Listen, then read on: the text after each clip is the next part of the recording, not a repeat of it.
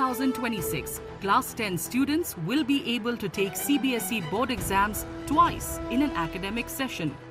CBSE approved the norms for conducting the exams twice a year in line with the recommendations made in the new National Education Policy.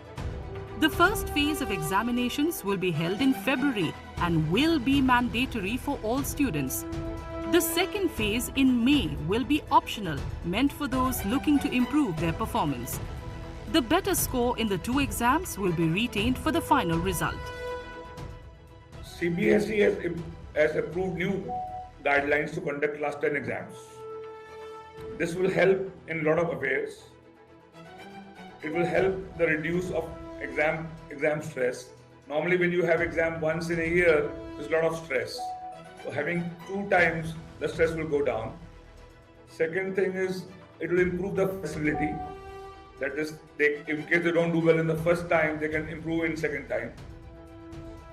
The new NEP had recommended that to eliminate what it called the high-stakes aspect of the board exams, all students will be allowed to take the exams on up to 2 occasions during any given school year. Both the examinations will be conducted on the full syllabus meant for the year. Results will be declared in April and June for the 2 examinations.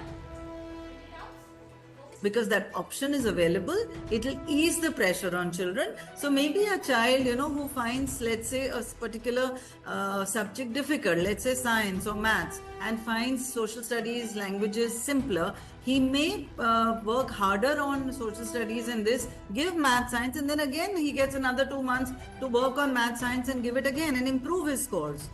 So children will definitely use it, should use it if required. But again, the students that I feel will probably still give the first exam very seriously, and second exam will be an option in case they need to improve their score. CBSE has also laid out clear rules to ensure students take the exam seriously. If a student skips 3 or more subjects in the first exam, they won't be allowed to appear in the second phase and will be marked as essential repeat, meaning they will have to try again next year in February. Students with compartment status in the first exam can appear in the second phase to clear those papers. If by chance you have not given 3 or more subjects, suppose you've just appeared for 2 subjects, and I'm sure there will be some category of approval that you will be allowed to appear only in case there is a valid reason, like they are specifically cited. So I don't think the CBSE is giving the students an option of missing certain papers and giving it in the second, because the second one is clearly called an improvement exam. It is not a second board exam other than specific categories. So, if I can quote, the CISE had already started this some time back, and there also the second one was only allowed in case there was a medical emergency or a sports thing. So I think CBSE will follow a similar pattern. The first exam is compulsory. It doesn't give the students the option that you cannot give the papers unless and until you fit into the category specified by the CBSE.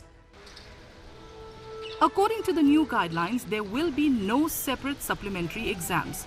Instead, the second phase will serve as the improvement and supplementary round. Students in winter-bound schools can choose either phase, while sports students will get flexibility if their exams clash with events. Importantly, the internal assessment will be conducted only once per academic year.